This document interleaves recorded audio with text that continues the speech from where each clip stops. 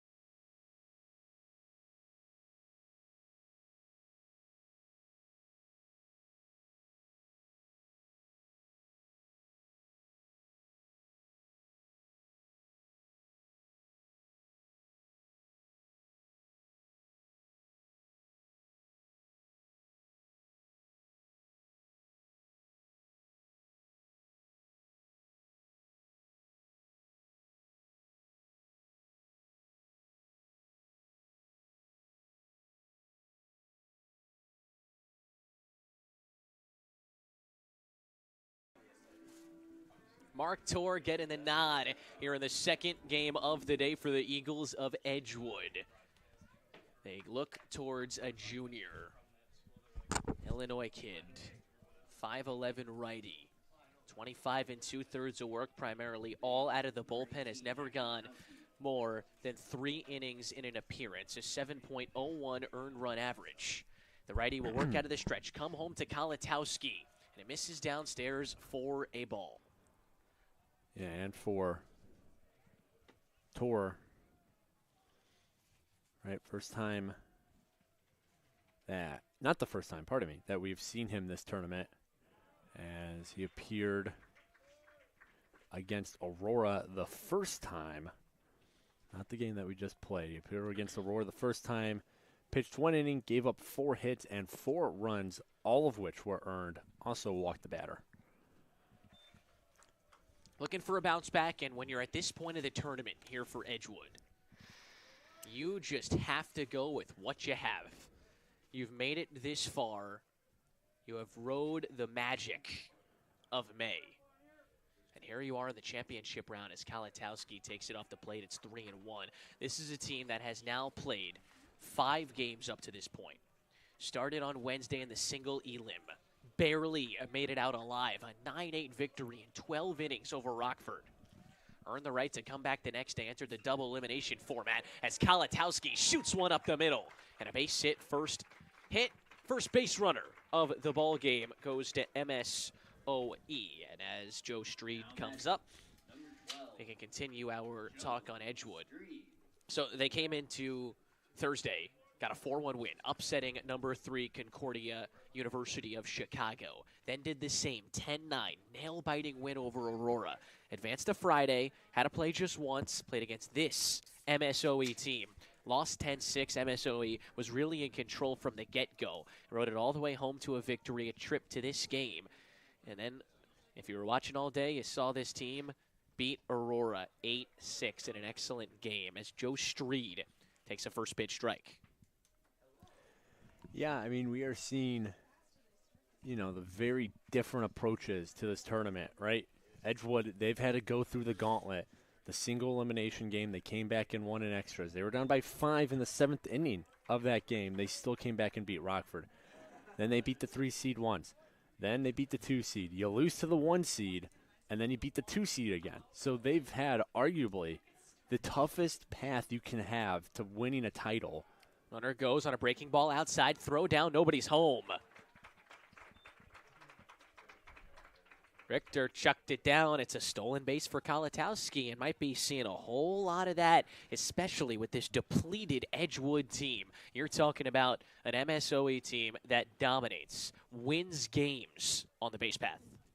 Yeah, and again, they're playing fresh. That was the other side of what I was saying, right? Edgewood, they've gone through the gauntlet. MSOE, they've taken care of business. They've played 2 games, and while neither game I would classify as a blowout, right, they beat.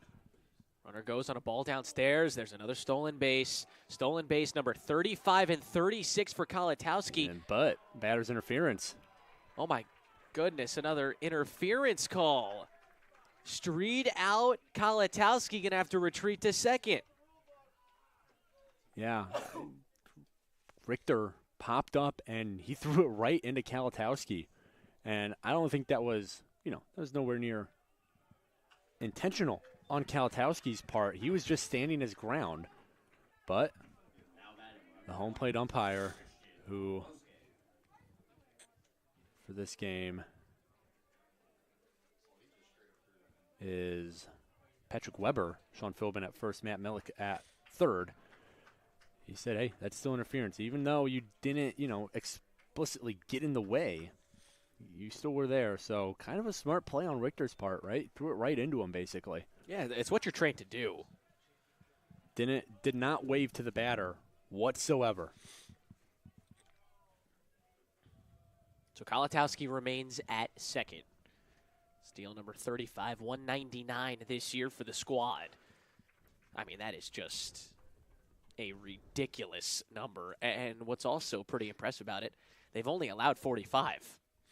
Yeah, they're just good all over the place. And, to hopefully finish up my point this time, we keep having fun things happen, right? Edgewood, they've gone through the gauntlet. MSOE, they just had to play 2 games. They weren't really blowouts, either of them, right? Game 1, 4-3, about as close as you could get with number 5 Marion. And then, yeah, they beat this Edgewood team by 4, even though that game was a little closer than a 4-run difference, I would say. But they've largely just come in. They've taken care of business.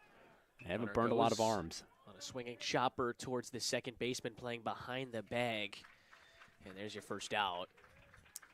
And Benton Vegna was there. Great job by Benton Vegna, right? Keeping an eye on Kalatowski at third. He was thinking about it, right? He was challenging him. So Benton Vegna just takes his time, collects his breath, collects the ball, throws it over to first in time for an out. Now you just got to worry about getting this next batter.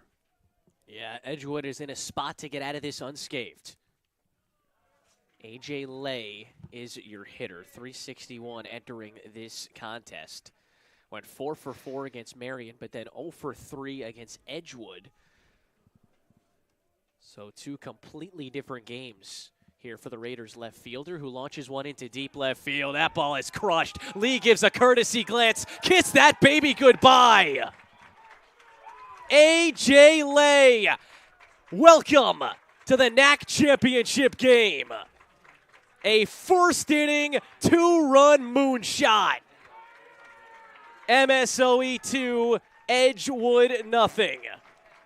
That's the other really impressive thing that I like about this MSOE squad. They're one of those teams that can beat you so many different ways. Obviously, the base running pops out, right? All those stolen bases help. They're also good hitters. They can hit home runs. They can shut you out. They play good defense. They do everything well. They're not a one-trick pony. Maybe they're a master of none other than base running, but they are the definition of a jack of all trades. They are just going to beat you one of several ways. Breaking ball drops in there from Tor to Skolmar, who's the hitter. I mean, A.J. Lay just took off. That is his 3rd home run of the year. Yeah. He didn't miss a stitch of that baseball. No, he's not a home run hitter. He's not a really big guy either, right? You look at his roster, 5'10", 165 out of Orland Park, right? But like you said, Ethan, one of those balls, he just got everything of. And it doesn't matter how small you may be, how big you may be, strong, not strong. You get a piece of everything on that baseball, it's gone. That just misses off the edge of the plate here. Jordan Skolmar, the 5-hitter at the DH here for MSOE. And again, if MSOE is able to win this, they are your champions. Edgewood would force a game tomorrow if they win. Swing and a miss. So Tor ends the inning right here.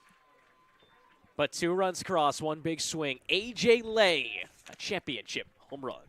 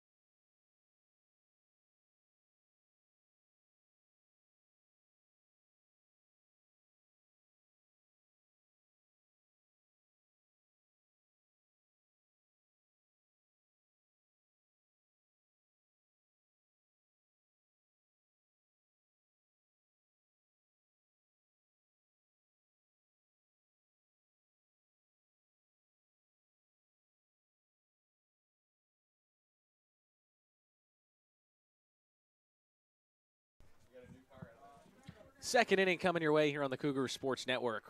We're here live at Raiders Stadium in Glendale, Wisconsin. The NACC championship game with Kyle Prindle leading things off. Going after the first pitch, launching it into left center field. It's pretty deep. That ball is caught. A.J. Lay having a wonderful start to this championship game. He just went a long way to track down a baseball deep in the left center gap. And what I say, right? MSOE can beat you one of many ways, and I think A.J. Lay might be one of the best representations of that. He hit the home run. We've seen him use his speed, and we've seen him play some stellar defense. He's just such a complete all-around player, and MSOE, they got a lot of those guys on this roster. But hey, Peter, can never take this Edgewood squad out of a game as Bresack with a roller over to short. Kalatowski throws him out. But this team has been the most resilient we've seen this weekend. Yeah, they always find a response, right? They never seem to be out of a game. But if I'm MSOE, I'm starting pitcher Zach Brzezinski. I'm shutting him out these first couple innings, right? Not saying shut him out in the game. That'd be great, obviously. But shut him out these next couple innings and just kill any momentum they might be carrying over from that Aurora game. I think there's a lot of momentum, but also probably a little bit of fatigue. Well, you would have to think so. And again, maybe not amongst these position players, but the bullpen. That's what I'm really interested to see, right? I was going to say Coach Bresack, but acting head coach Max Orput, does he go to some of those guys he's already thrown? Guys like Shoemaker, right? Guys like Aiden Williams, who we saw yesterday. Or, excuse me, we saw 2 days ago, pardon me. Does he start going to those guys again if things get dour enough? Again, I think the main question with Edgewood is, yeah, you got a lot of momentum. How much you got left in the tank? Mayberry charging, but Davinsky will do it himself. 6 up, 6 down.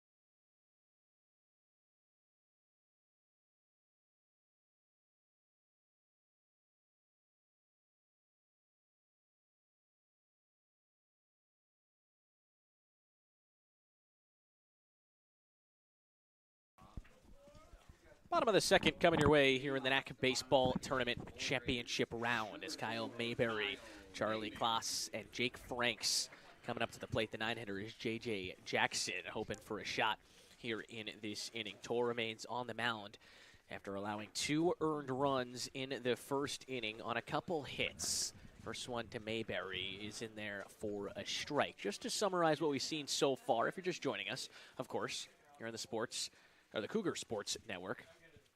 Jack Kalatowski got the game going, singled, stole a base, and Joe Stree tried to bunt him over, but a batter's interference call took him out of the box, called him out. Boyske grounded out, but then A.J. Lay did the damage with a 2-run shot. And after 2 scoreless innings from Brzezinski on the mound here for the Raiders, that's where we stand. Bottom of the second inning. It's Mayberry slotted into this 6-hole. Hit a home run against Edgewood in the game yesterday. It's in a 2-2 count here. Yeah, I mean, kind of funny for MSOE that batter's interference didn't really matter in the long run, right? I mean, it didn't matter if he was at second or third. You still got him on the cross home plate on the Lay home run. Obviously, maybe would have liked to have another runner on if somehow that bunt turned into a bunt single, but kind of erase that little mistake off the board with A.J. Lay. No doubter over the left field wall. And so we got to our 2-0 score. Wonder what that inning could have been. As Mayberry hits a rocket into right. That ball's pretty deep. Bresack ranging over to his left and making the catch. Snagging that line drive out of midair. Yeah, good positioning there by Bresack, right? He was back enough. All he had to do was go to his left. Didn't really have to back up. Didn't really have to come forward. Just had to get over and get under it. You know, if I'm Edgewood, let's get a shutdown inning here, right? You got the leadoff hitter out, which you didn't last inning. And just slow some momentum from MSOE. They're riding high right now. Absolutely. On their home field. One win, 8 innings now away from a championship, and they start things off with a 2-run blast in the first inning. They are riding high. They're feeling good. It's a nice day out. Boys like to be out at the park. Shut them down this inning. Do it quickly. And again, just do that thing Edgewood has done all tournaments. Why they've been so successful, they just don't go away. Class goes the other way. Foul ball 1-2. MSOE was waiting around all morning to play in this game. Again, they've only played 2 games up to this point, and that's because of the spectacular regular season that they put together. Regular season champs. And now hoping to turn that into a tournament championship. They've won this tournament once before. It was in 2022. Overall, 18-12 when playing in tournament games. 2-2 to Klaas is taken for strike 3. Gorgeous pitch on the outside corner from Mark Torr. Yeah, you mentioned they won in 2022, which I know doesn't seem that long ago. And yeah, in the grand scheme of things, it isn't that long ago. But this is a very different squad than that 2022 team, right? I mean, the only class, if my math is right, the only class from that 2022 team remaining is the senior class. They would have been freshmen in the spring of 2022. And you have a new head coach, too. Right? Rollover shot right side. Franks is retired on 1 pitch. And we can continue that conversation. And inning number 3, MSOE 2, Edgewood 0.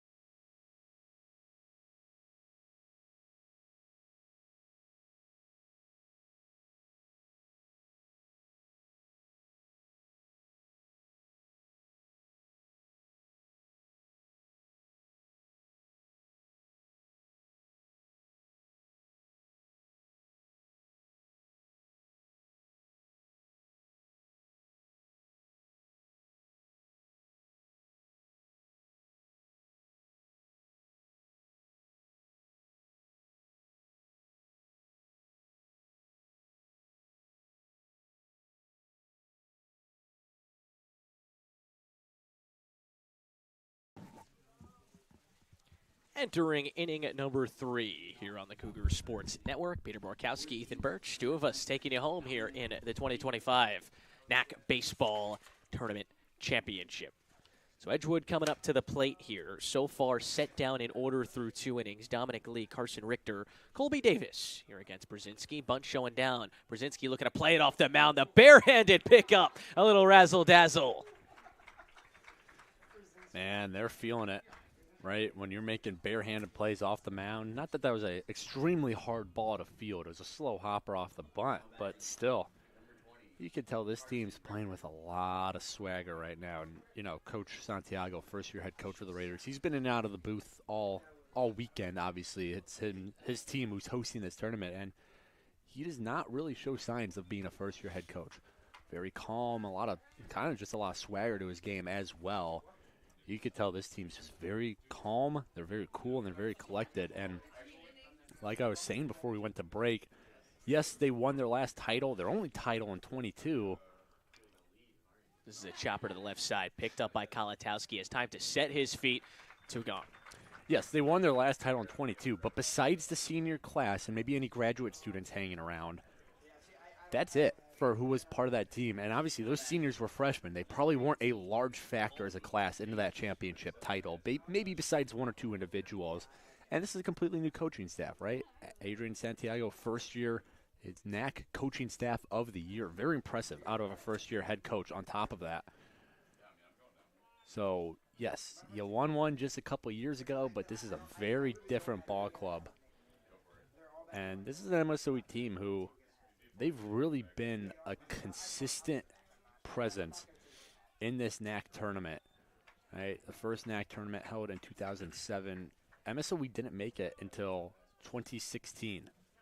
And since then, appearances in 16, 17, 18, missed in 19, no 2020 because of COVID, then 21, 22, 23, and 24, and now 25. And they are 7 innings away from their second title since 2022. So just did some research. There is nobody from the 2022 team that at least contributed on this roster right here. As this is jammed out to right field. It's a base hit. Colby Davis is the first hit and base runner here for Edgewood. It comes here in the third inning with 2 outs, and it brings up TJ Tolliver. Now, I think a lot of things factor into that. Obviously, the fact that it's 4 years ago now, 4 seasons ago at the absolute least. Also, a new head coach. Right. When a new head coach comes in, you have a bunch of people walk out the door and a bunch of new players walk in the door. Right. He's done such an awesome job with this group. And you mentioned their maturity. I think that right there is the most impressive part as Tolliver takes the first one up.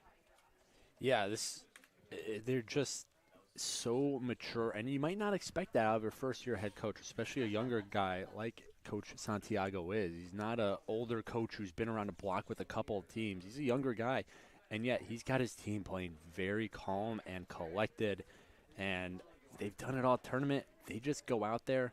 They take care of business, right? They don't make a lot of mistakes. They don't shoot themselves in the foot. They are just about as solid as you can get. Tolliver, not a great swing on 2-0 there. He gets fooled, and it's 2-1.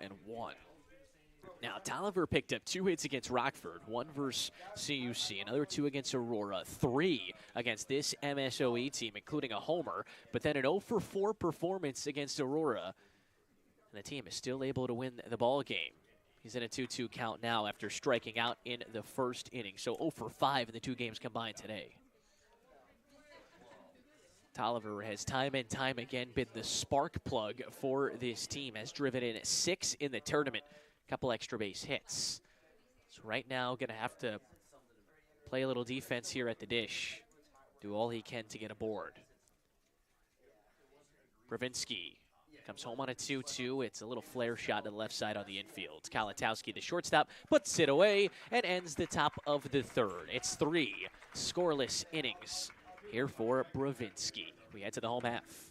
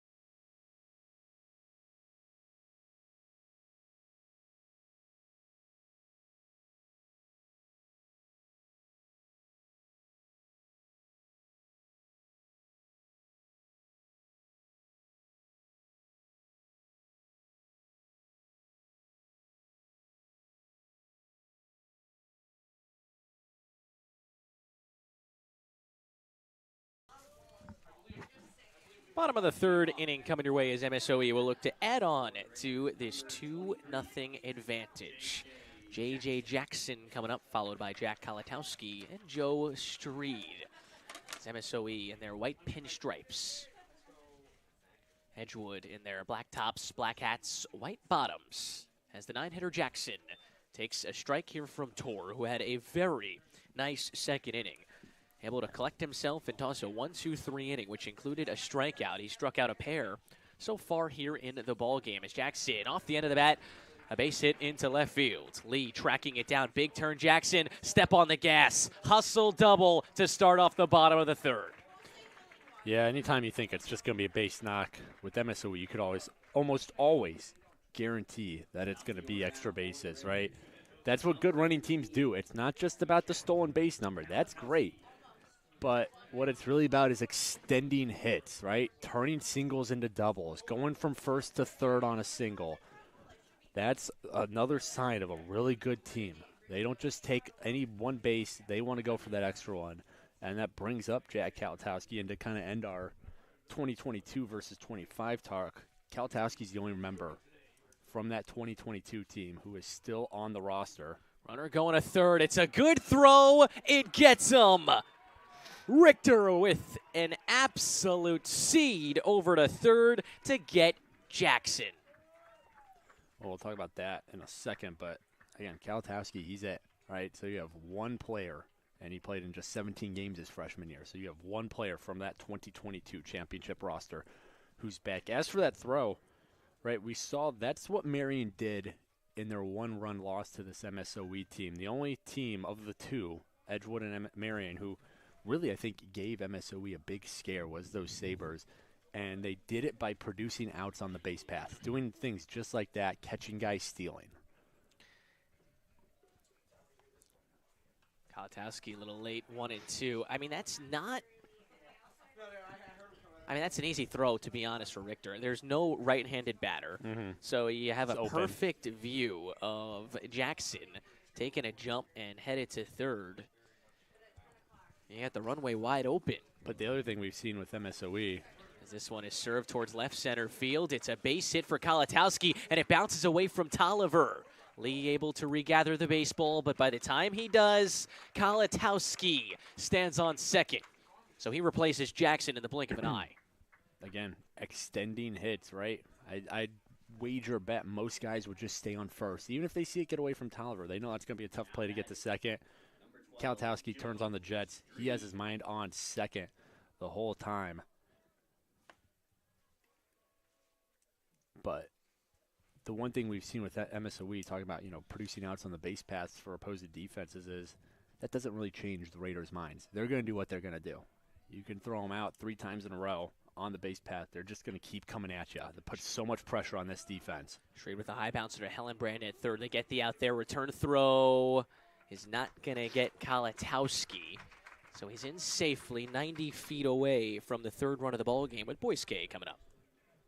Good run in there by Kalatowski, right? He doesn't go once Hellenbrand has that ball, but he just holds a nice leadoff. So by the time he does let off that ball, he's already too close to throw him back out if you're Carney.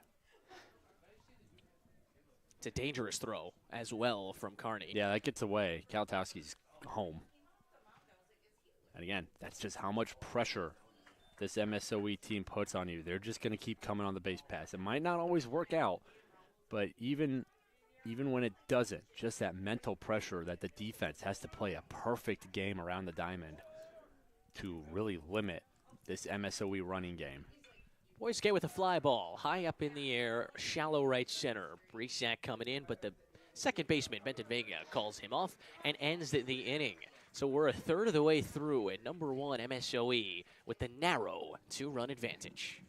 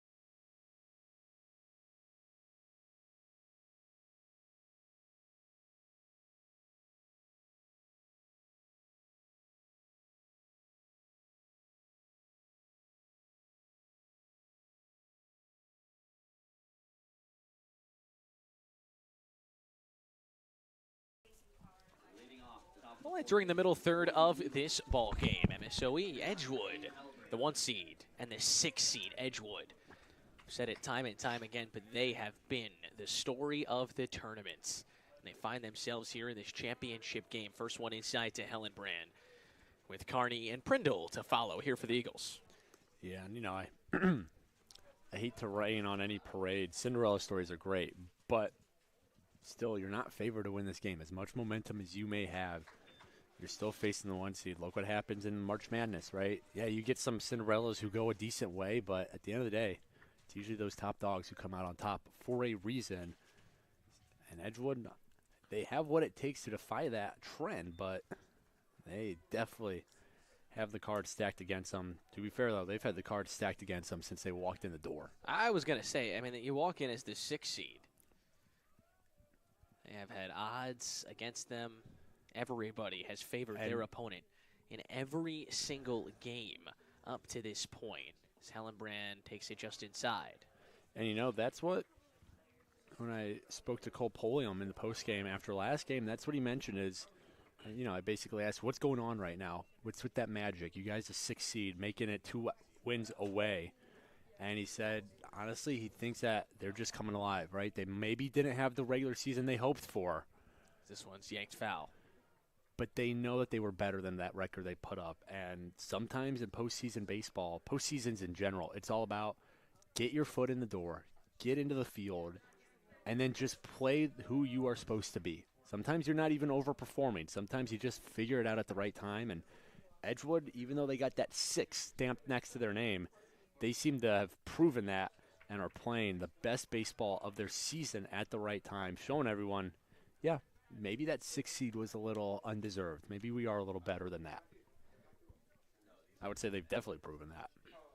These two teams met twice in the regular season, and there were 2 completely lopsided games. Hillenbrand with a rocket out to left. Lay going back into the corner. Lay makes the leaping catch! Crashing into the fence! Are you kidding me? A.J. Lay is just having a game, feeling himself here in the championship. He almost hit the Michael Jordan up there. Fully spread out. Wow. That is the definition of a Sports Center play. I mean, the distance he had to cover, and then going up, stretching out, and getting it. As Carney hits it on the ground, that play a whole lot easier for Joe Street. 2 outs. And again, A.J. Lay, he's 5'10". I mean, it's not short, but it's not like he's a super lengthy outfielder. He had to cover a lot of ground, and he still had to go up and stretch to make that play. That's one of those plays, if you're Hillenbrand, you just go, yep, tip the cap, say, that was a great hit. That was a better defensive play. You just beat me there. Strike 1 to Prindle. I don't think Hillenbrand, other than a home run, I don't think he could have hit that any better than he did. A.J. Lay just robbed him, flat out. He's made 2 excellent catches out there in left, and he's responsible for the 2 runs onto the board right now as Prindle rollover shot right side. It's 0-2. He's going to lead off in the 4th inning, the bottom half of this inning for MSOE. And just continuing on the Edgewood MSOE season series. So the first one I mentioned earlier was a 20-17 victory for MSOE, but then they lost 10-0 in 8 innings to Edgewood. Mm-hmm. Yeah, it's something Polium mentioned in our post game. I said, what do you got to do? Right? You have 30 minutes now to turn around and face this MSOE squad. And he said, hey, we already beat them once this year and we ran rule them, right? The other game, we scored 17. We lost, but we scored 17. He didn't say that part. I'm saying that now. So they have a proven track record. They only lost by 4 in their game last night. Again, I know they got that number 6 stamped to their name. This is not a 6-seed team, right? This is a good squad who's pulling it together at the right time. And so far, they do have a win against this Raiders squad this year. 2-strike pitch, check swing. He went. Inning over. Brzezinski helped out by his defense, but he's locked in. 4 scoreless in the championship.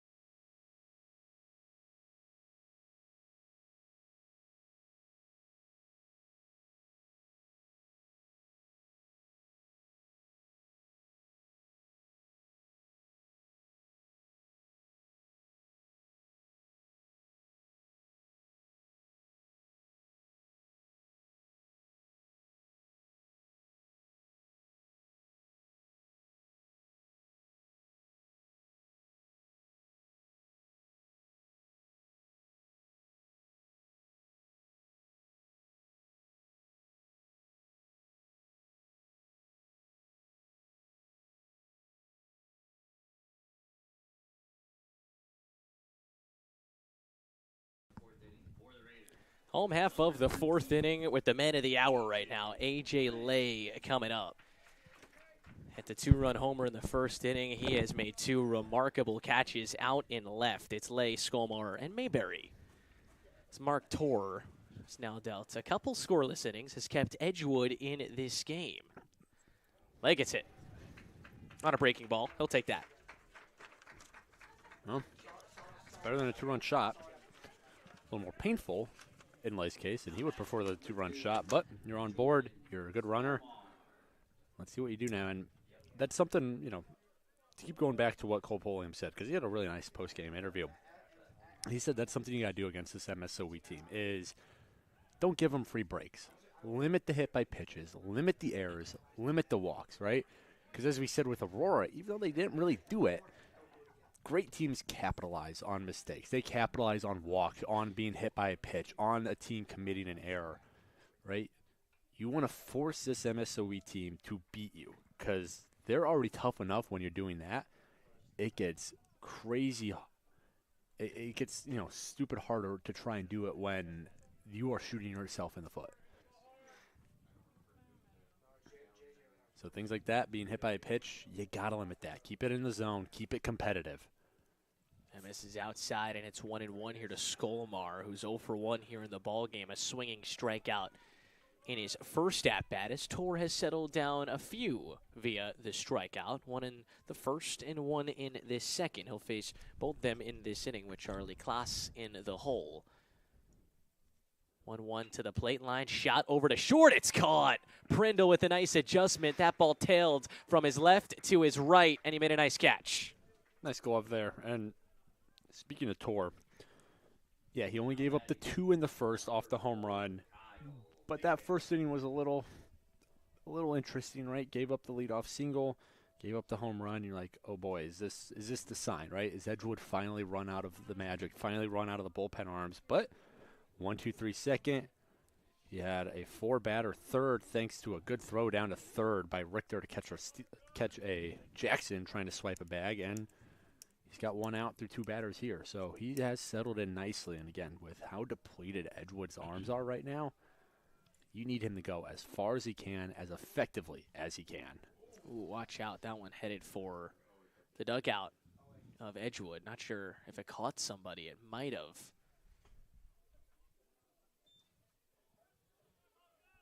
I think we're all right. No, he's good. He's out there yelling. Ooh, man. Screaming line drive. There is no fence. It's just, well, there is a fence, but it stops right at your waist, so every player hangs over that fence. No net, no nothing. I believe someone may have gotten hurt yesterday on Benedictine last night because of a screaming foul ball. It comes so fast, you just don't get out of the way of it. While there is a lot of foul distance, in a weird way, these bullpens are kind of close to the batter, right? They're not really that far down the line. They're basically directly to his left and directly to his right. Mayberry shoots one into left field. That's going to drop in front of Lee. It's a base hit. Lay goes up 90 feet on the line shot from Kyle Mayberry, the junior.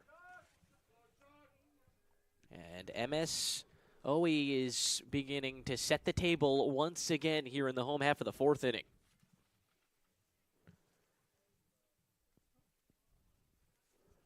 This is a nice start to this inning. Yeah, the hit by pitch, line out, and now a line drive for a base hit. Yeah, see if they start making adjustments, right? You get the 2 runs in the first, thanks to the big swing from Lay. Then you get shut out in 2 innings. You only send 7 batters to the plate in the second and the third. So see what Coach Santiago, the rest of his staff, as he is assisted by Kobe Moe and Jared Cantu, see what you can cook up, in the dugout. Start making adjustments against Torr now that you're seeing him for a 4th time. 4th time in terms of the innings. Obviously in the lineup, these guys are only seeing him for the 2nd time. But after Klaas, Franks, and Jackson, the next 3 batters, it'll already be 3rd time through. Klaas went down looking in his first AB. Takes a breaking ball outside. Still hasn't found it. Everything's been hit hard this inning. here for MSOE. Hoping to translate it into some runs, something they have not been able to do since the first inning here against Mark Torr. And again, Richter at the plate, behind the plate, I should say. What has he got in store for us this game? He hasn't played a super clean defensive game the last 2 games. Couple pass balls, an error last night, throwing down the line, and a dropped foul ball behind him. Not that it was an easy play, but still a dropped foul ball. He's gotten pulled defensively. He's gotten pulled on the base pass, but also defensively the last 2 games as well. So how much faith does acting manager Max Orput have in his catcher? Swinging a tapper foul. I mean, Richter's ready off to a nice start in this game. He threw out a runner stealing in inning number 3. Yeah, he's had a nice bounce back since getting pulled last game. And again, that was because they put a pinch runner in for him. They had to put somebody else in. But Richter, the senior out of Lodi, in-state product for Edgewood, trying to just hang in there for the last, possibly the last game, hopefully the last 2 games of his career, if Edgewood can pull this one off. Yeah, again, that's your format. So this is a championship round.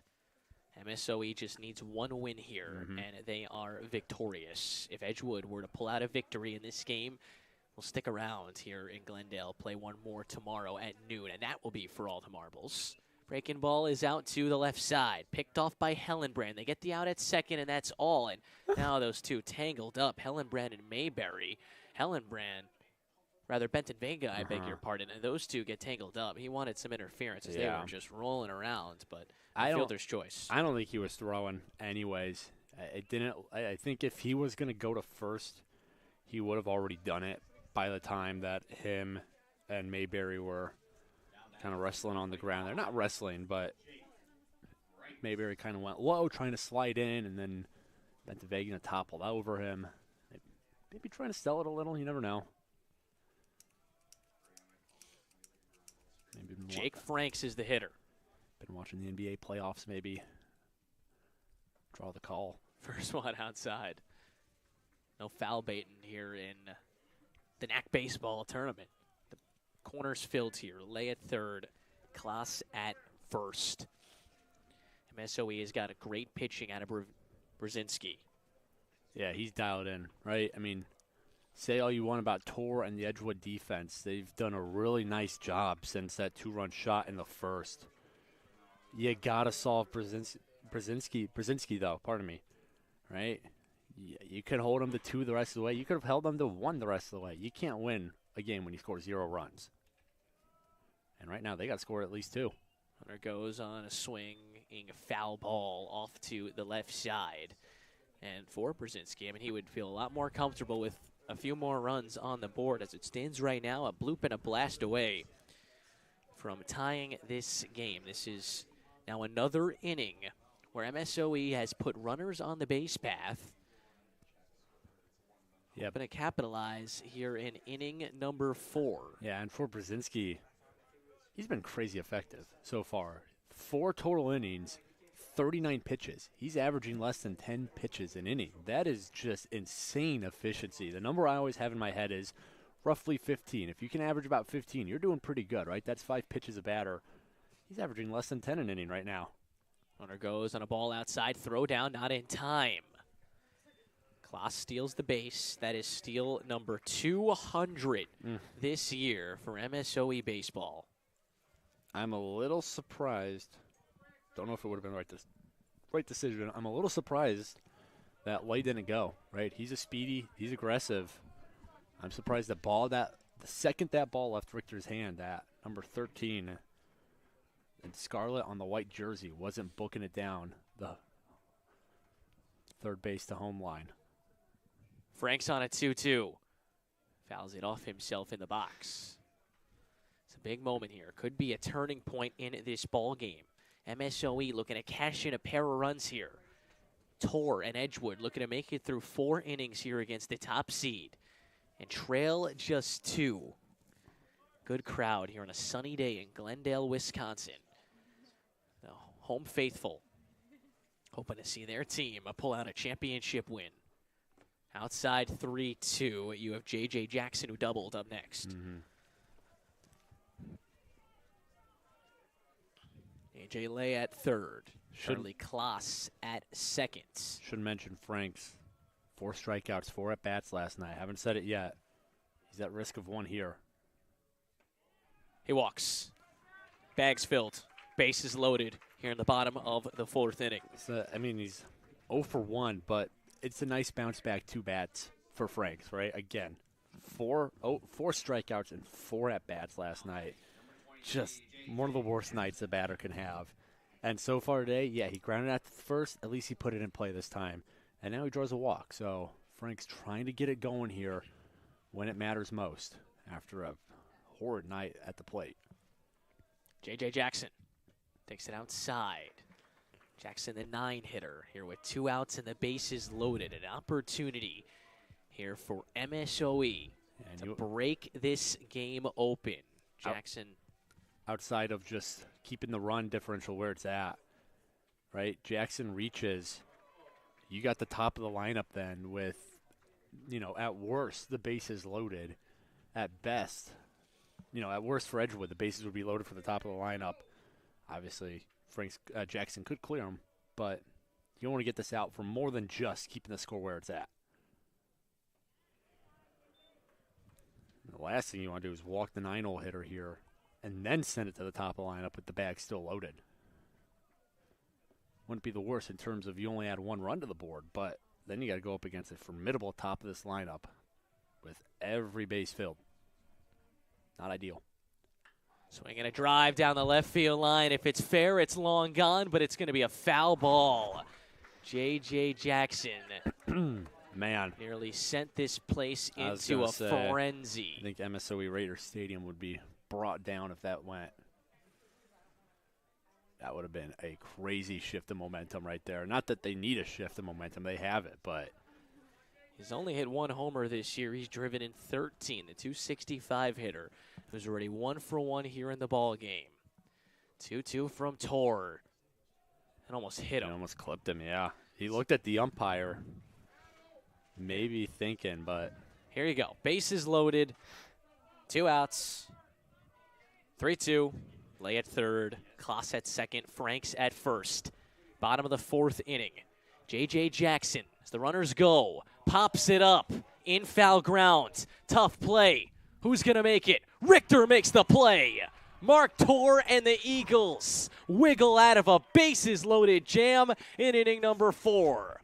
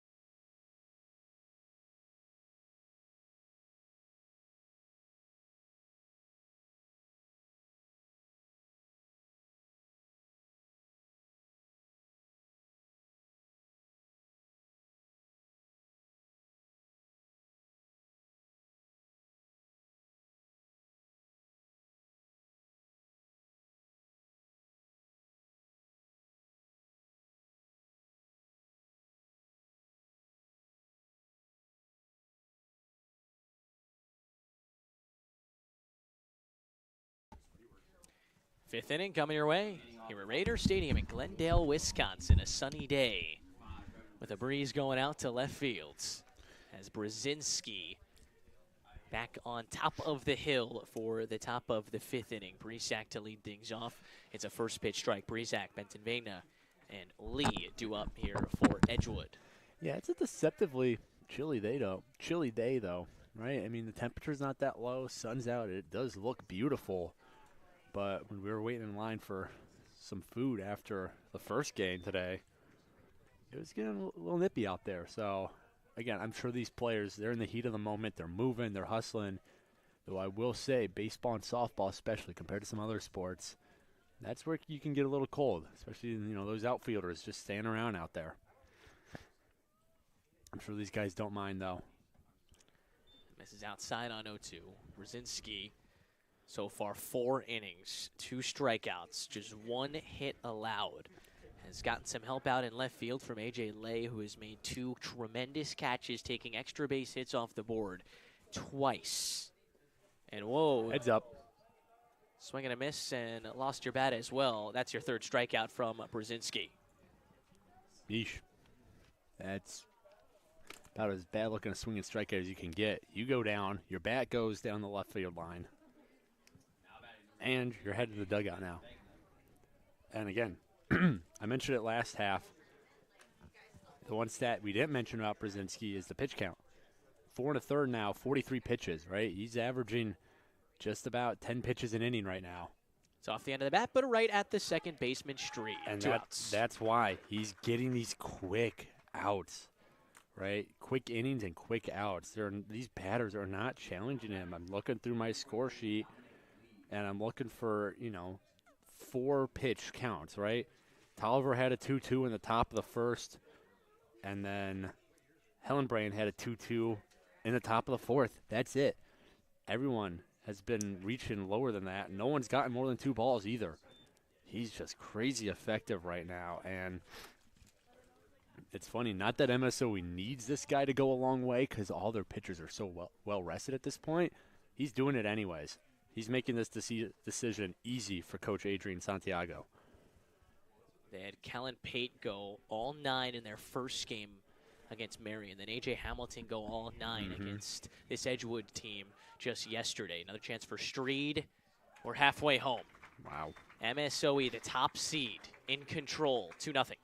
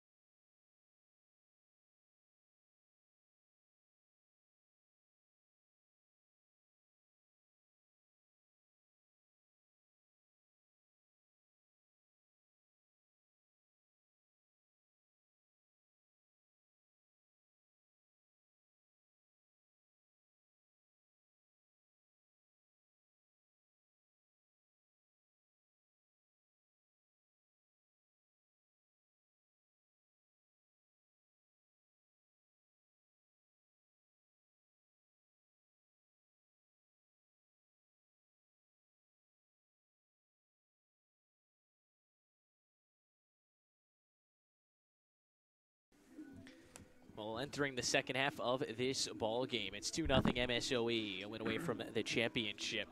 Move being made here on the mound. Mark Torsday comes to an end after 4 innings, 5 hits, 2 earned runs, a walk, and 2 strikeouts. Finished his start with 3 scoreless innings. He was phenomenal. Now, the Eagles of Edgewood look towards Jake Lupto. Yeah, this is it for the freshman, right? 5'9", 170 freshman. He's listed as a pitcher and an outfielder from Elkhorn, Wisconsin, and this is the definition of getting your number called upon. 3 appearances on the year, 3.2 innings of work for Luptow, 2.45 ERA, so respectable in a very small sample size. However, no strikeouts, no walks either. But again, this is just the purest definition of going into the bench, going into the bullpen, I should say, and saying, all right, who's got it right now?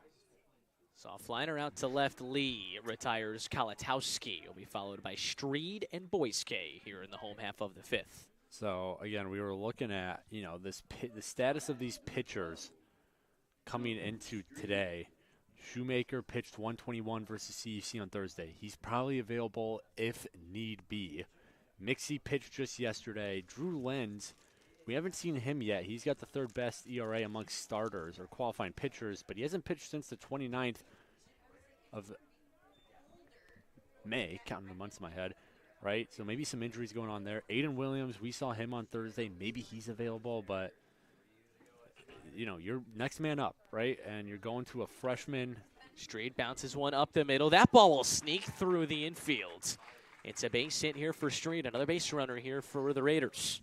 So you're going to a freshman who's listed as dual position, only 3 appearances on the year, and you're telling him, get out there and shove, kid, right? This is it.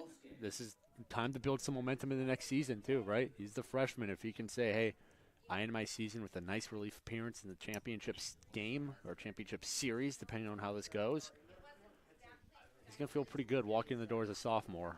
But he's more focused on right now, obviously. This is downstairs, and it's 1-0. Christian Boyske so far 0 for 2.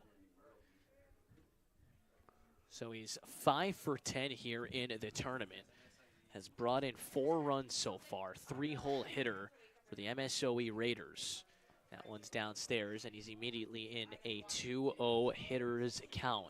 As MSOE with the 2-run lead thanks to the first inning home run from A.J. Lay.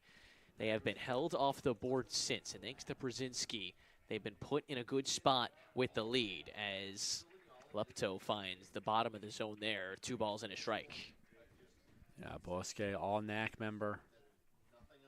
And he highlights something about this Edgewood roster that we kind of touched on, but also not really. We didn't really touch on that part of it, which is there's not a ton of seniority on this MSOE, this MSOE roster. I said Edgewood, right? In terms of the guys that they've been playing, you look at the seniors on this roster. You have Kellen Pate, we saw him pitch. A.J. Hamilton, we saw him pitch. Jack Kalatowski. Then you have number 10. That is Joe Gersis. The line drive base hit left field. Boyske finds the barrel once again. MSOE in business. So you have Joe Gersis, who we haven't called his name at all. He's a pitcher. Other than that, you look at all the notable players. A.J. Lay, junior. Jaden Hoffman, we saw him pitch well. He's a junior. Or we have seen him. He's a junior. Kyle Mayberry, junior. Skolmar, junior. Then you get into the sophomores. Brzezinski, Franks, Boyske, Streed, right? And then even the freshmen, J.J. Jackson, Charlie Kloss, right? This is a young MSOE squad. They don't really rely on many seniors other than in the pitching staff. Couple key juniors, and then a lot of good sophomores and a couple good freshmen too.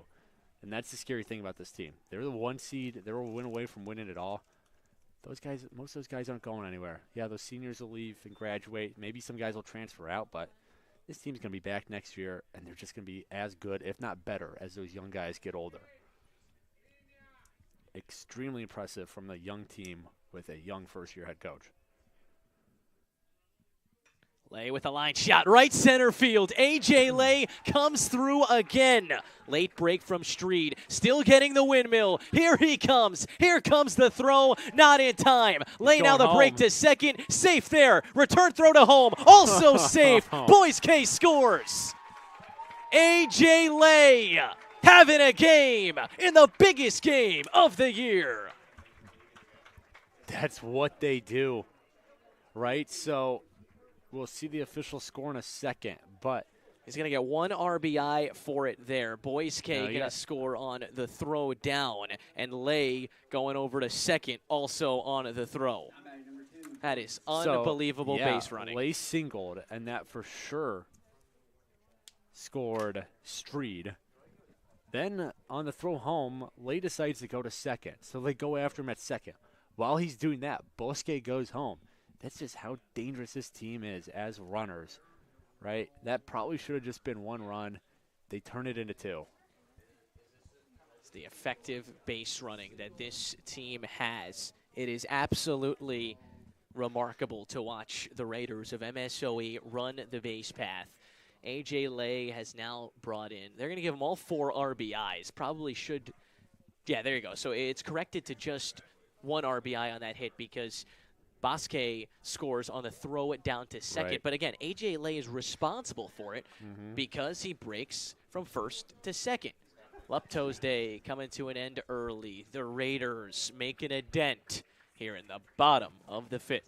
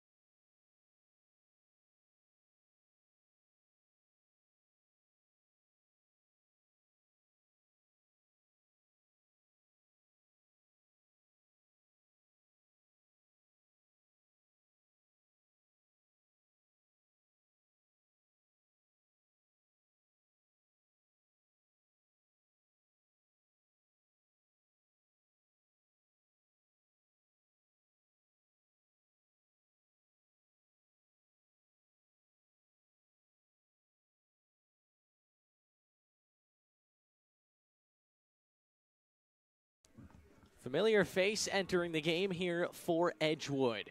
The man who dealt all 9 against CUC just 2 days ago, Aiden Shoemaker. He's back here, Peter. Yeah, I mean, I called that game. It was the first game of this tournament, and our first game of the double elimination tournament. First game we were on the call for. We weren't here for the single elimination game. Well, one was here, one was over in Mequon at the home of CUW. But yeah, so I got to call Shoemaker's game, and man, what a game it was. An inning away from a complete game shutout of a very potent CUC offense, and now he's coming into today. He's got an ERA team best 4.34, 5-3 record, 13 appearances, 9 of which have been starts, 3 complete games, including that one over CUC. Far and away, the team leader in innings pitched with 66 and a third. Skolmar takes it upstairs, ball and a strike. Now the question is, he threw 120-plus pitches just 2 days ago.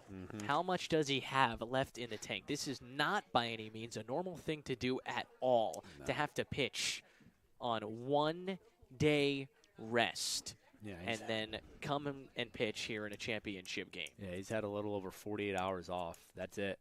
And he's back here. And, you know, Shoemaker, he's a junior, so you do have to be conscious of that, of he's going to be back next year. Shot the other way. Skolmar into right field. Lay gets the stop sign, but now he goes. Throw is up the line. A.J. Lay scores on a Jordan Skolmar RBI single. And MSOE starting to break this thing open. Brezak's got to be cognizant of that, right? A little lackadaisical in scooping that ball up. Most circumstances, understandable, right? Guy on second wasn't hit that deep into right, and Brezak was able to be in front of it the whole time. But you have to know, this this MSOE team, they're going to go. They're going to run every chance they get. Even if it looks routine, fielding a ball into right field, you got to put a little zip on it. You got to play with a little bit of urgency, or else that's going to happen. First one here to Mayberry is taken up and out.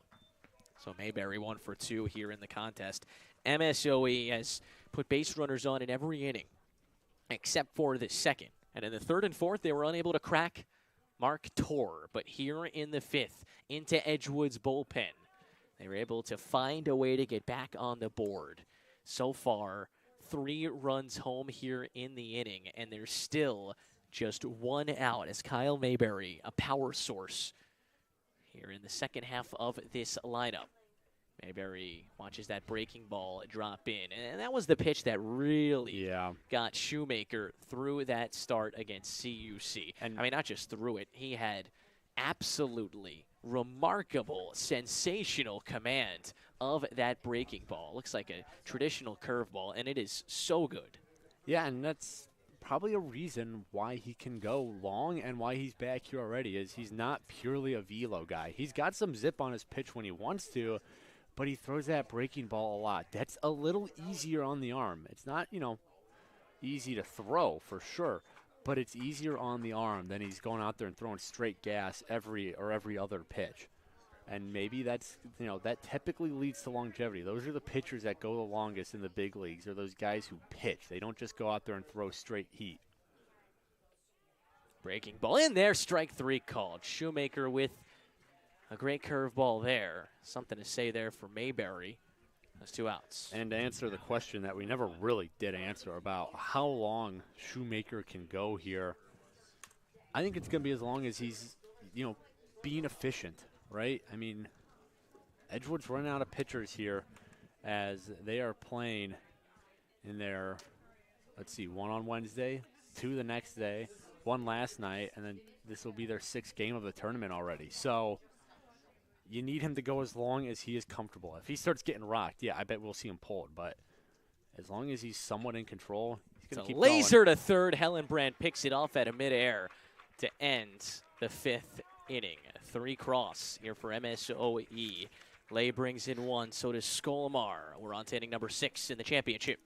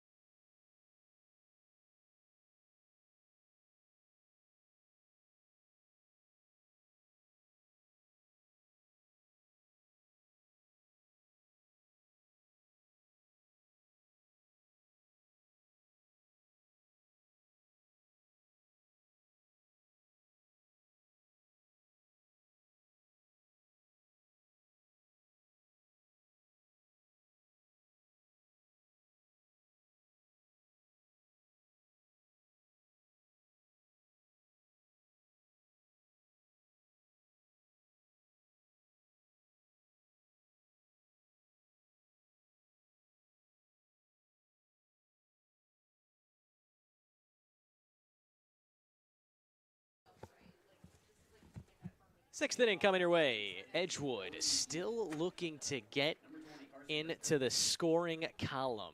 Richter, Davis, Tolliver, 8-9-1 due up. And they have recorded just 1 hit. It came in the 3rd inning from Davis, who's in the on-deck circle. But man, Bravinsky has been unbelievable so far here for MSOE as this one skied on the right side. Could be playable. Mayberry, the first baseman, right in front of his own dugout. Now having to readjust, and he lost it. And even though they don't get the out there, that's why. He's been getting batters out quickly, as I mentioned, and it's still true. Just 2 batters he's faced have hit 2 balls in the count. Other than that, he's been stellar through 5 complete innings. He threw 47 pitches, up to 49 now. But that average I mentioned, 10 an inning, it's even dropped after that last inning. Goes the other way. That one for sure out of play. No balls and 2 strikes here in the top of the 6th inning. They have to find a way to put up better, more quality at bats. I mean, you said it. Now is pitch number 50. 51 home, and that's a 58-foot fastball spiked down into the turf. So Richter grounded out to short in his first at-bat. So not a bad at-bat so far from Richter. Again, you got him the 2 balls, only 2 players before you. Hellenbrand in the 4th, and Tolliver in the very first at-bat of the day for Edgewood have done that so far. Swinging a ground ball over to third. Vacuumed up by Klaas, and the sling across the diamond is in time. Not only is he getting out, he's been getting them out quickly, right? He's only had one inning that wasn't 1-2-3. That was back in the third when he gave up a two-out single, to Kobe Davis, who's up now. Other than that, it's been a 1-2-3 inning every other inning for Brzezinski. Davis takes a strike right down the middle, shot it through the 3-4 hole for the only hit of the ball game. If they don't solve Brzezinski soon, you're getting into that danger territory. Yeah, you're running out of runway here. Right, this is the 6th, so once this inning's up, you have 9 outs to play with. You're currently down by 5, and I wouldn't be too surprised if MSOE can tack on a couple more, unless Aiden Shoemaker looks as good as he did against CUC here today. Even then, you got 5 runs to make up with 11 outs now. 0-2. In there for strike 3. Got the inside corner, make that 4 on the day here for Brzezinski. 2 outs in the 6th. Yeah, Eagles, they got to find something here. And if I'm Tolliver, I'm taking as many pitches as I can. I know a 2-out rally is improbable with how good Brzezinski's going to be, but at least build something going into the back third of this game. See some pitches. Get him to 3 balls. Just do something to make Brzezinski work, because not only is Edgewood not scoring, they're not even doing that. There's a good chance he gets out of this inning still below that 10 pitch per inning threshold he's been at all game. Tolliver is right on his hands, and it's 1-1. So third time through starts right now.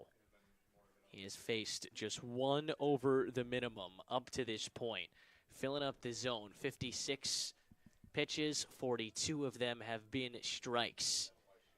Tolliver has to move out of the way, gets dusted off the plate. On a fastball running in on the lefty, left on left. He struck out swinging in the first, popped out to short in the third. Brzezinski comes set right above the belt. Kicks his leg and fires at 2-1. That's downstairs. It's 3-1, and now all of a sudden in danger of walking his first of the ball game. Yeah, first 3-ball count we've seen all day from Brzezinski.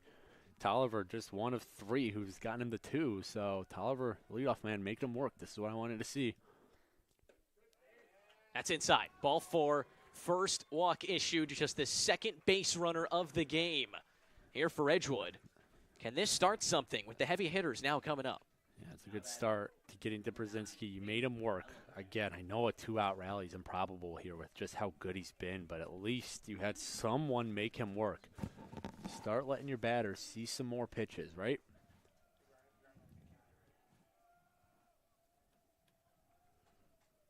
Brand pops it up. Might be playable. Mayberry hoping for a shot. Inning over. A foul out to end the top of the 6th inning. Brzezinski rolling here in the championship game.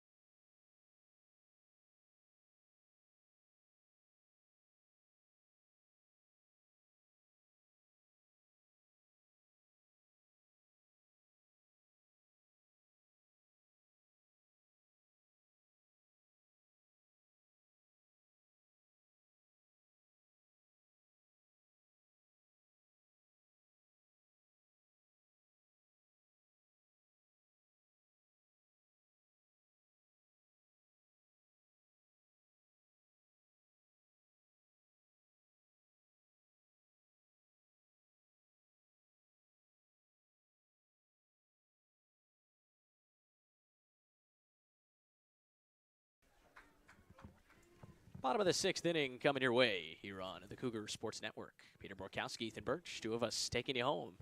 A long weekend of baseball. Extend this to a second game, but this one has had MSOE written all over it. 8, 9, and 1 are coming to the plate. Franks, Jackson, and Kalatowski. It's 1-0 here to Franks, and Shoemaker misses up and out. Yeah, keep adding on now, right? I know it's a 5-run lead, but Edgewood, they got 3 innings to work with, right? I know a 4-batter inning isn't really anything to be too proud of, but hey, at least you earned a walk, right? You made Brzezinski work a little more. He's at 61 now, so finally they broke through that 10-pitch per inning mark that he was sitting at all day long. That's ball 4 on 4 pitches. That's not going to help. And this is the signs you were nervous of with Shoemaker. He literally threw 120 pitches 48 hours ago. And now out here, he cannot let this game get out of hand if you want to move on to Sunday.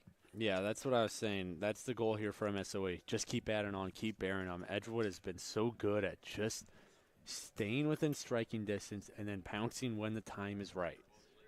Right? 5 runs in 3 innings. If this offense gets in gear, that's not much for them. They scored that in an inning last game against Aurora. So if you're MSOE, just start bearing them. Just get out of this game. Right? Let it get out of control, and that way Brzezinski, even though he doesn't need any help right now, he is absolutely wheeling and dealing, but make it super comfortable for him. Let him know that, hey, you can let off the gas a little. We'd still have your back in terms of the offense. Jackson moving out of the way of a pitch that was right over the plate. Ball on a strike here with still nobody out. You got Franks at first. Got caught stealing already once in this ball game. He's now 13 for 20 on stolen base attempts. But everybody a threat to steal. And we'll see if something's on here with Jackson. Breaking ball, he has to turn his back to us here in the press box. That one almost hit him. 2 balls and a strike to Jackson. Jackson doubled in the 3rd inning, but again got caught stealing. Popped out in his last at-bat. That was with the bases loaded. Now hits a high fly ball into right center field. Bresack ranging into the gap, now coming in for the first out.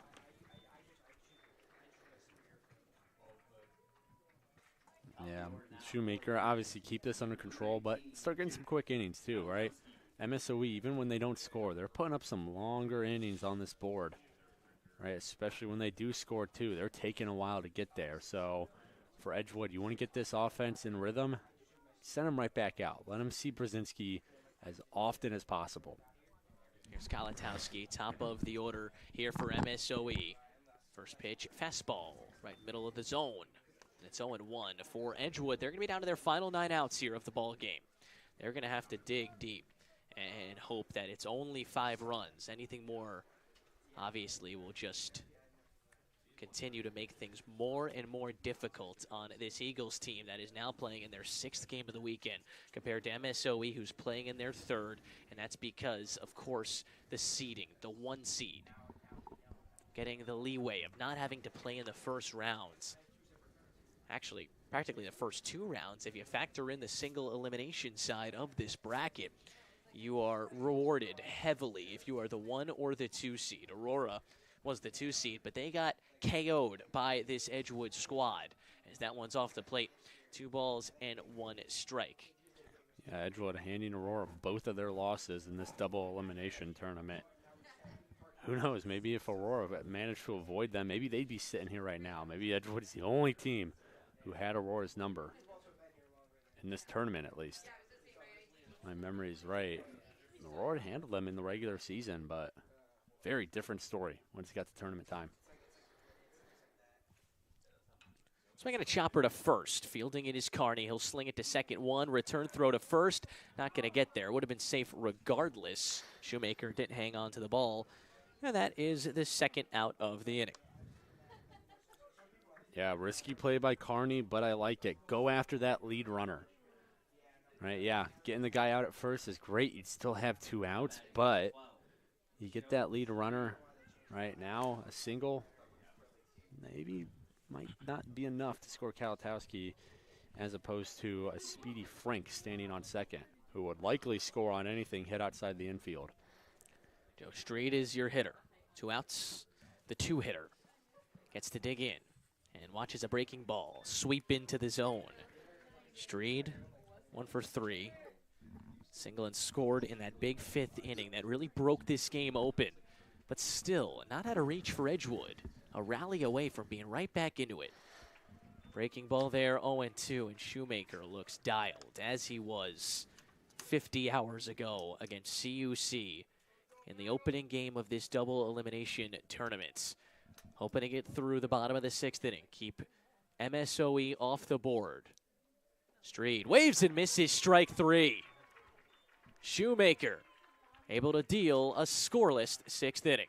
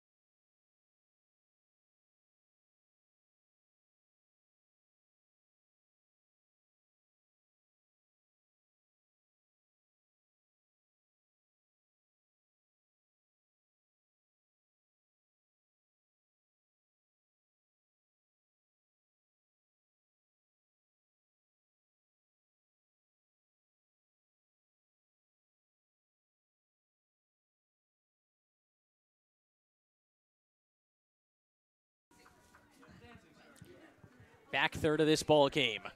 Edgewood running out of time. Needing 5 to tie, 6 to take the lead. Kearney, Prindle, Bresack coming up 3, 4, and 5 here for the Eagles. Hoping to find some of that magic that's gotten them to this championship game. Yeah, it's time to find it, right? You're running out. You're down to your final 9 outs. You got to get something here, even if it's just a run or two. I know that lead is still going to be somewhat significant, but at least show you can get to Brzezinski. He's not making it easy. That's 2 nasty breaking balls here to the 3-hitter Kearney, who finally found it in the game earlier today. Had 2 monster doubles, finished with 3 total hits in the game. 0-2 able to lay off a curveball there. Yeah, and Brzezinski's been so aggressive. He does not play with his food whatsoever. He goes after these guys no matter what the count is. And that's why we've had so many quick outs from the MSOE starter. Another 2-strike pitch. Ooh, that went up and in on Kearney. Got him. Got him. Unable to get out of the way, and it's a leadoff runner here for the Edgewood Eagles. Hey. Got to start somewhere. Whatever it takes, right? You got a runner on now. Right? Leadoff hitter has not reached at all. Only 2 guys have reached this game for Edgewood. And Oliver drew a walk in the 6th. And other than that, it was Colby Davis who hit a single in the 3rd. That was it, right? It's been such a near perfect game from Brzezinski. 1 bad pitch away from having a no-hitter. It's off the plate 2-0. He's got to stay dialed in here. Now, worth noting that MSOE has everybody still ready. They only use 2 starters to get through their first 2 games. And for Brzezinski, this is now the furthest he's gone in a game all year, as this is slashed out to the left side. It's a foul ball, and it's 2-1. Most he's gone is 6 innings, and it happened 3 different times. Way earlier on in the year, last time he went 6 innings was against Illinois Tech on April 11th. Since then, made a couple rocky starts. Now it's 2-2. One of those rocky starts came to Rockford. Lasted just 3 innings, 7 hits, 5 earned runs. Then Concordia, Wisconsin's 4 innings, 6 hits, 5 earned runs. And then most recently against Wisconsin Lutheran, 3 innings, 8 hits, 5 runs. This has been nothing short of a bounce back and an awesome story to watch for Brzezinski. but he's going to have to make a pitch here to Prindle, who's 0 for 2 in the game. You got a runner at first, nobody out, top of the 7th. Edgewood down to their final 9 outs of the ball game. And this is your opportunity. 3 balls, 2 strikes. Brzezinski coming home. Swinging a double play ball out to second. Street tags the bag, tosses it on over to first. Double play. Wow. 2 outs, nobody on after the twin killing. MSOE just makes everything look so easy, whether it's A.J. Lay's highlight reel grabs out and left or that double play by Street. Nothing looks like a struggle to this team. Everything is so smooth, so fluid. This is just a super well-trained team. Line drive out to Lay, giving chase, making the catch. MSOE 6 outs away.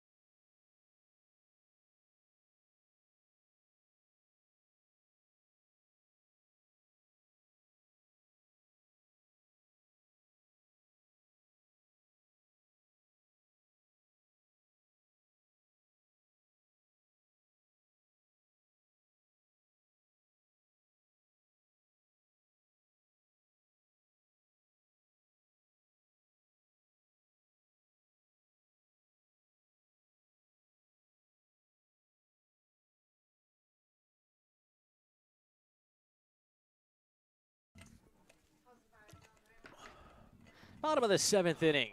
Hope you're able to stretch it out before the final few innings here in Game 10 of the weekend. This is it unless Edgewood can mount at least a 5-run comeback. As MSOE coming up to the plate, it's the heart of their order. Boyske, Lay, Skolmar here against Shoemaker. The breaking ball misses just below the knees. Shoemaker entered in the 5th. First batter he faced was Skolmar, who's going to come up 3rd here in the inning. And he's at least held things over, allowed an RBI single to Skolmar, but obviously that run not his. He's done a fine job since, and now hoping to get them through the rest of this ball game and give the opportunity to the offense. This one lifted in the air on the infield. Carney, the first baseman, right along that line, makes the catch for the first out. Yeah, credit Shoemaker, right? Huge workload so far this tournament. 121 versus CUC. And remember, he pitched a couple innings against Rockford in the single elimination game. That CUC game wasn't even his first appearance, and here he is again so far through that last batter. He is up to 28 pitches now, half of which have been strikes. So give Aiden Shoemaker a lot of credit this tournament. It's a big reason that Edgewood is here right now, and the big reason they're still in this game right now. I know 5 runs isn't exactly what you would consider in this game, but he still got 2 innings. He got 6 outs, and we've seen Edgewood. They put up 5 in an inning today against Aurora. But they got to solve the Brzezinski problem. He has been absolutely fantastic, and didn't have a chance to talk about it since last inning ended. But, you know, that start of last inning looked a little trouble-ish. It was the first adversity he's genuinely faced here in this ball game, and then he's able on 3-2 just make a great pitch as Lay lines it into left. That ball going to drop in for a base hit, and A.J. Lay with another big performance, this time a 3-hit game. Yeah, I mean, back to Brzezinski. He hit the first batter with 2 strikes. That's not great. And then he loaded up the count against Prindle, something we haven't seen yet today. We haven't even seen a 3-ball count from Brzezinski. And then, like you said, Ethan, gets Prindle hit it into a double play. They get both runners out. And then the next pitch, able to get Brzezinski to fly out to Lay. So, yeah, those first 2 batters right before Prindle hit into a double play, I was I was a little worried about maybe we start to see the wheels fall off a little bit. Nope. He turned it around, and he's going to be very fresh for the 7th. Only 72 pitches so far thrown for Brzezinski.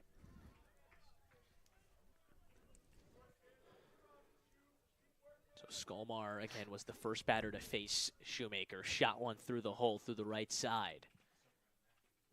Now able to lay off a breaking ball that starts in the zone and just dips out. Skolmar single. It was an RBI in the 5th. Line out and a strikeout on his resume. As they want to make sure Lay, who's so dangerous all over the place, defensively at the plate, on the base paths, make sure he stays right where he is.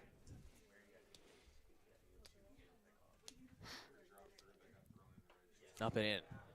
3 balls and a strike. As MSOE is looking to add on a little more insurance. Make Brzezinski feel just a little more comfortable with a championship on the line. Skolmar, line drive left field. Base hit on 3-1. Got a good pitch to hack at. He did just that. First and second, 1 out. Yeah, Edgewood. They got someone throwing down there. Looks like a lefty. Well, you got a bunch of lefties coming up, starting here with Mayberry. Franks is a lefty, and then back up to the top with Kalatowski, who's a lefty. They're scattered around strategically around this order. And Edgewood maybe going to look to play some sort of matchups here with a ton coming up.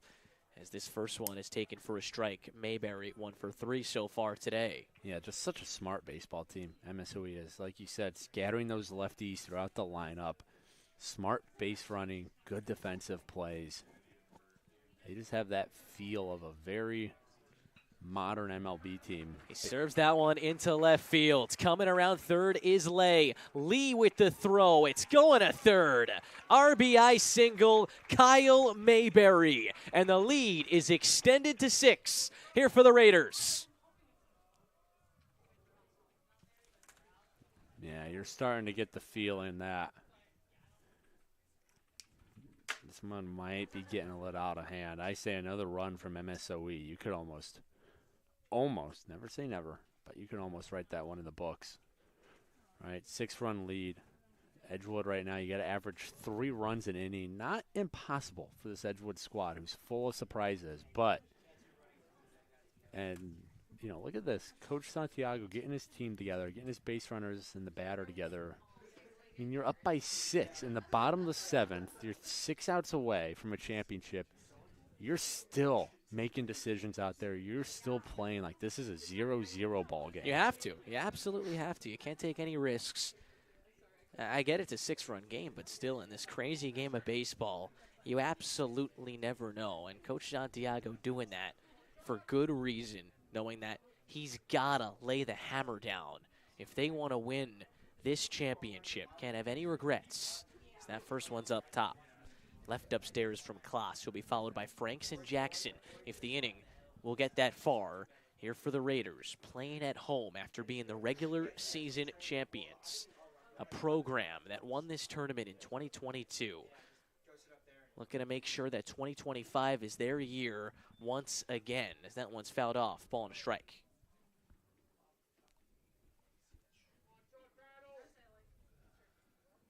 Six nothing the lead. Struck for 2 in the first.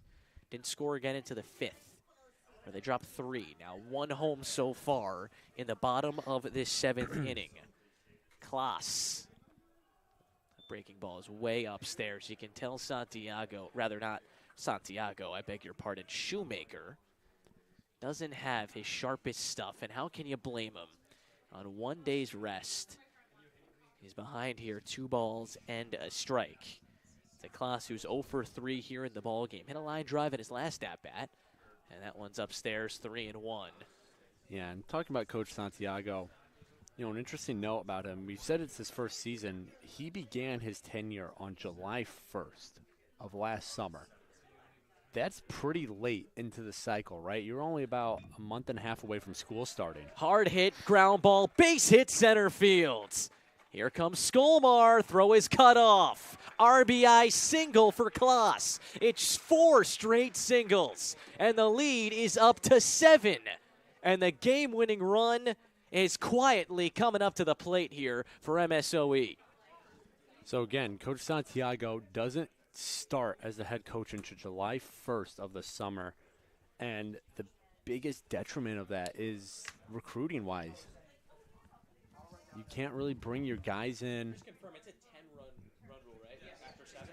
You can't bring your guys in, right? Transfer portal's hard to draw guys in when you're getting there that late into the year. So for Coach Santiago to come in and basically largely have to work with what he's got, maybe you can pull a couple transfers in, maybe a couple super late recruits. But to come in and just take over a team that you didn't make and get the most out of them, that's super impressive. And that just bodes well for the future. If he can come in and do that with a team that he didn't have a large part of constructing, and now he's got a chance to get his guys in the door, get some more transfers, get some more recruits, which, trust me, you're going to start seeing those guys pile in if you can win a conference title here and then possibly make a run at the NCAAs. You never know. That means it's only going to get better for Coach Santiago and his squad. And something else to know, before he came here to MSOE, he was at Webster University D3 in St. Louis, where he was the recruiting coordinator. So he's got that recruiting background in his back pocket. This is a younger team, a young head coach who's going to get his first shot at a full cycle of recruiting and bringing in transfers. This MSOE team, they're about to be on top of the conference, and they're probably only going to go up from here somehow. As for the pitching change, It's Aiden Williams. it's Aiden Williams, who we saw a couple days ago. What can you tell us about him?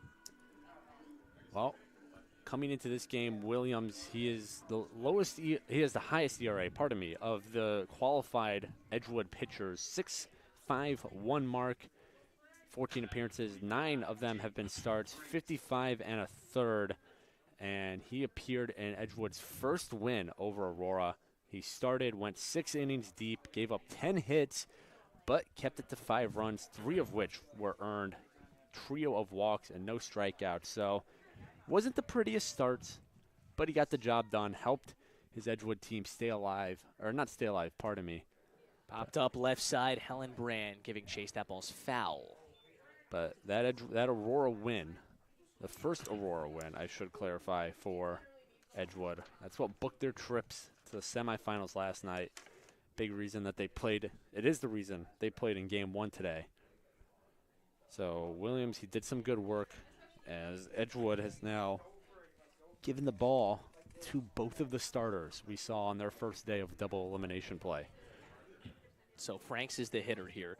A reminder that there is a 10-run rule after 7. So we are officially in a spot where if MSOE were to bring home 3 more, this game would come to an end early.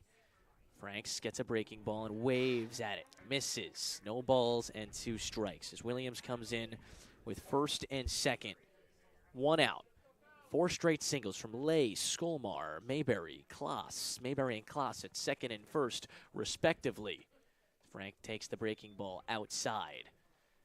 Yeah, so right now it's Franks. He crosses home. The game's over.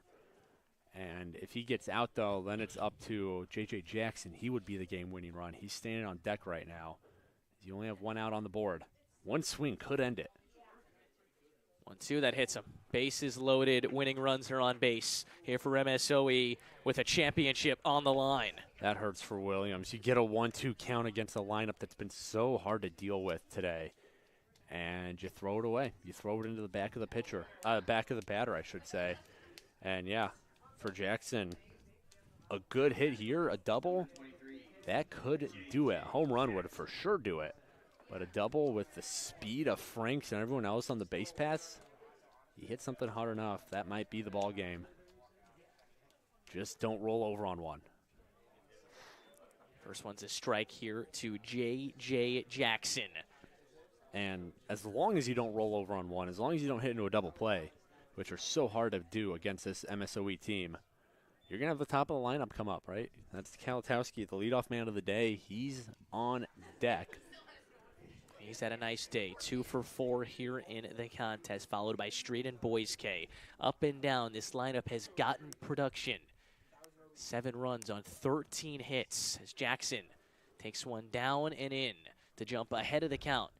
2 balls and a strike here with 1 out. I mean, every single starter, 1 through 9, has gotten a hit except for Franks, who just got hit, and he's walked twice. He's been on base 3 times. This is a double play ball. Not going to get both. You get the out at second. That's it. It's now 8-0.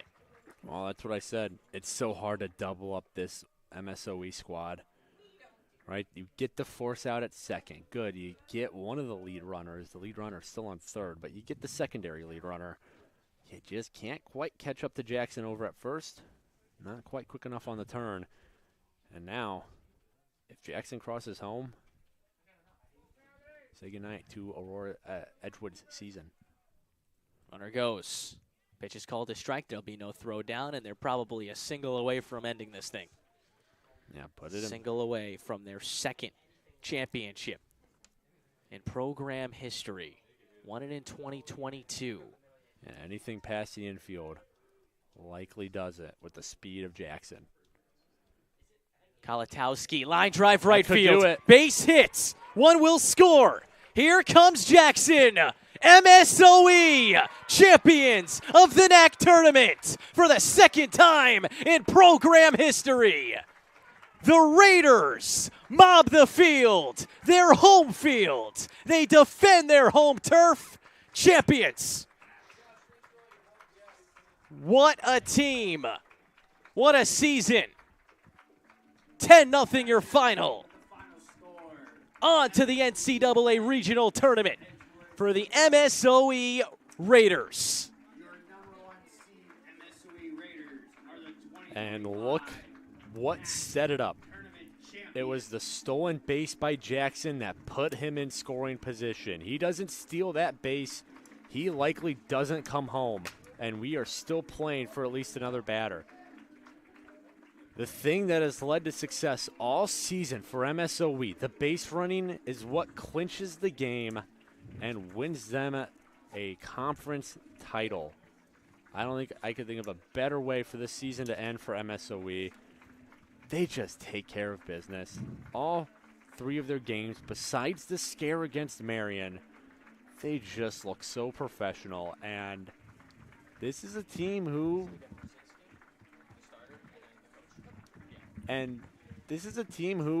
they could make some noise come NCAA time. The way they play the game is so consistent. They don't over-rely on one thing, right? They're not just a running team. They're not just a home run team. They're not just a pitching team. They're so well-rounded, and that bodes extremely well come NCAA time. They're going to have a fun time with whoever they match up with next. Just like we had a fun time at this tournament. They get to celebrate on their home field in front of their home fans. Just an awesome story for this Raiders team. They were top of the conference all year, and they stand atop the conference now. And we'll talk about them more. We'll have a chance to hopefully talk to 1 or 2 of the members of their team in the postgame, but we do have to give some kudos to Edgewood. Yeah, what a run it was for that squad. The 6th seed makes a run at the championship. They were an incredible baseball team to watch here this weekend. And you tip your cap to that program who left it all out there with the season on the line over and over again. But, again, I said it earlier, and that's usually how it goes, especially in college sports. Sometimes that Cinderella story usually comes to an end. You get some good luck, and eventually you just run into the best team in the conference, and they're the best team for a reason. And a first-year head coach is walking away a conference champion. What an impressive squad. Again, keep an eye on where they end up in the NCAAs. This is a team who, just because of the way they play, they can make some noise come NCAA time. Just so consistent, so well managed, so well disciplined. They got everything going in their favor right now. They get to celebrate in front of their home fans. All around, great story for MSOE. And what a tournament was as a whole. You know, you may look at it, you say, oh, well, the 1 seed won. That was expected. But there were so many bumps and surprises all throughout this weekend. Made it for a long, but a great weekend of baseball. One heck of a ride here, Peter. It's been a pleasure. Yeah, it's been great calling with you, Ethan, and just getting to call some good baseball. I mean, going back to that first game, CUC versus this Edgewood squad on Thursday morning, I don't remember a dud in any of these games. There are some that, were pretty well handled, but I don't think any of these games could be classified as a bleh game. These were all really fun, exciting games all the way through. What a tournament. 10 games later, MSOE victorious after a 10-0 7-inning victory here over Edgewood. So they will be presented the trophy here. We're hoping to get a few interviews as the players will come and grab their hardware. A weekend to remember, the second baseball tournament championship in program history here for the MSOE, Milwaukee School of Engineering, Raider Baseball Program. For Peter Borkowski, I'm Ethan Birch. Now stick around. The two of us will step aside for a few moments here, but we should have Coach Santiago and another player coming up to chat about this miraculous team who won the regular season and the tournament here in the NACC.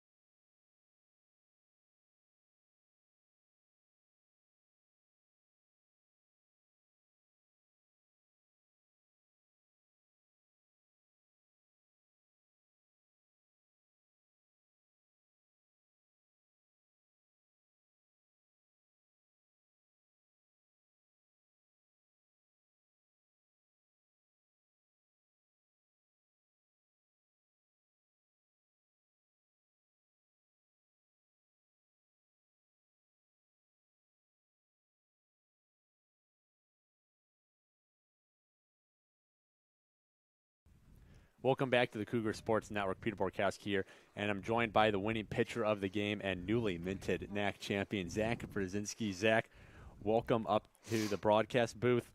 What's going through your head right now, man? Newly minted NACC champion. I'm just excited. I love winning so much. It's my favorite thing, and it means a lot to do it with these guys. Like, this is the best culture I've ever had on a team. So, I mean, you can see it. So many hugs down there and everything. So, right. It's so much fun. And you mentioned the culture, and you guys were NACC regular season champions. The 1 seed. You come here, you take care of business all tournament long. What makes this group so special? You mentioned culture. Is that I'm sure that's a major part of it. But what else about this team, especially under our first-year head coach, just makes you guys so special, so talented, and right now sitting atop the conference? I mean, it's just the chemistry between everybody. I mean, there's no divisions in the team. Everybody hangs out together. I mean, we call them the boys, and everybody's part of the boys. And, I mean, we do everything together, and that includes winning championships. Right. Yeah, that's the best part of it. And let's talk about you and your game right now. 7 innings, 72 pitches, just super effective, only 1 hit given up. What was your process out in that game? You know the title's on the line. Yes, you have another chance tomorrow, but you know you can seal the deal here. What led to so much success against this Edgewood College team who was feeling a lot of momentum coming into this game? Well, I look down at the watch, and I see the pitch, and I throw that pitch. It's pretty simple. That's pretty much what I did all day. And I avoided, like, 3-ball counts. I think there was only 1 3-ball count all day. So just staying ahead early. And when you hit your spots on the edges of the plate, you're going to be pretty successful. So. And how about the rest of your team? It seems that you guys are just such a well-rounded squad on the diamond. We saw some amazing defensive plays. AJ had your back all day out in the left field, and the bats came alive as well.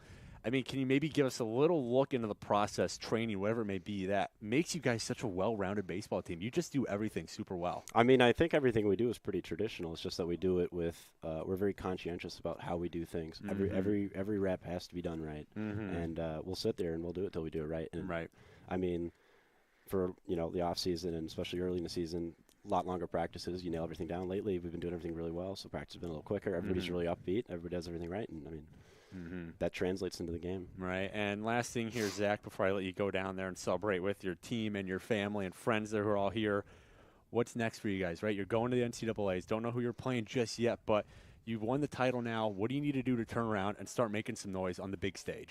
Well, we got finals first. Oh, so true. It's going to be winning finals, and then we're going to find out on Tuesday, I believe, where we're playing, and then from there it's going to be get ourselves together. We're going to get composure. We're going to celebrate today, and then try back to work tomorrow. Right. And I mean, it's just baseball at the end of the day, no matter if it's a regional, super, or World Series. So we're going to do the same thing. Right. Well, that is a definition of a student-athlete right there, Zach Brzezinski. Congrats on the NACC title, man. Thanks for joining me up here, and go on and celebrate with your team and your family. Yep, congrats again, man, on a good game and a NACC title for the MSOE Raiders. But don't go anywhere just yet. Ethan Birch will be up here in the broadcast booth with head coach of the Raiders, Adrian Santiago.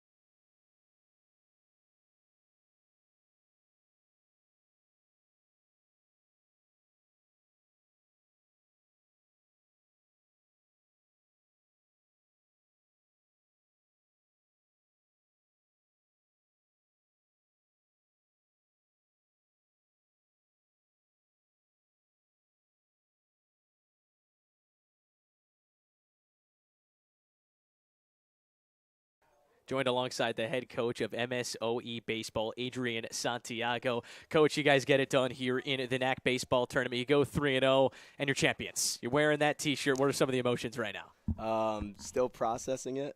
It's just awesome to see our guys right now celebrating and taking pictures with their families. That's obviously what it's all about, and this has been a special group. Obviously, year one, you set goals and expectations, and to be where we are right now, our motto to the team was we weren't doing it for anybody but ourselves. despite what people thought and those that doubted us, we didn't care. We just blocked out the noise and knew what level we could play to. And I think it was pretty evident today and throughout the tournament. Coach, I know you want to talk about those guys, and I promise I will allow you to, but one more time for you. To be able to do this in your first year at the helm of this program, what does that mean? Means everything. I mean, it's kudos to the coaches that I've worked with. I've got a really good support system of coaches that I'm able to go to, and like I said, I mean, there's been a lot of ups and downs this year, and I owe it to these guys for growing with me. It wasn't just a one-sided thing where they were growing. They allowed me to grow as a coach as well, and that was a big part to the success. So this is just the fruits of our labor and the long nights we put in with this team. So. Very impressive group, very impressive season. Congratulations on it, Coach. Now let's talk about those boys out there. They dominated here this weekend. I mean, some close games, but there was always MSOE at the end. You guys won the regular season. You won the right to host this tournament, and you defend your home turf. What about those guys? What about those boys out there are so special? It starts from the top. You've got the seniors, Joe Gertz, A.J. Hamilton, Jack Kalatowski, and Kellen Pate. They set the tone for everybody. They hold each other accountable, and you can ask these guys. It was like beating a dead horse. I must have said accountability a million times throughout the year. And then it just trickled down. Zach hit the nail on the head. These guys are inseparable. There's just a ton of chemistry with this group. They handled the lows really well, and that's what makes the highs feel this good, you know. So it's just a special group. I'm excited that we were able to do this, and I'm excited for them to get to experience a national tournament, because that was the motto when we came in, was that we were going to raise the bar and go make history this year. And we had all the pieces, and as a coaching staff, we knew that. We just needed them to believe in themselves, and they did the work. We were just chuckling over there because Zach said, what's next? We asked him what's next, and he said, well, school and finals. Obviously. Can you tell we're engineers? I think it's pretty obvious. But, Coach, you guys got to turn around and now head into the regional tournament. Yeah. You're doing that in your first year here with this group, obviously, after finals. And when you guys are able to get back out here to the practice field, what's important for this group moving forward? Moving finals from Thursday and Friday up so we can get on a bus to wherever we're going for a regional. That's where my mind's at, right? But no, we got to refocus. We practice again finally with good weather. I mean, this was the nicest weekend of weather we've had all year. Welcome to Wisconsin. So we're excited. We got to refocus. We're excited. I'm pretty sure we'll find out Monday or by tonight even with this new system of who we're playing or who's in. We don't know where we'll be sent. There's a lot of places we can be sent. But no matter who we face, I mean, the message remains the same. You know, we're going to play Raider baseball and stick to our guns and go do what we did this weekend. So, Coach, congratulations Appreciate on the championship. Thank you Enjoy very this much. one. Yeah. We're looking forard to seeing you out there Absolutely. next weekend. Thank you in the guys for NCAA Regional everything. Championship. Yeah.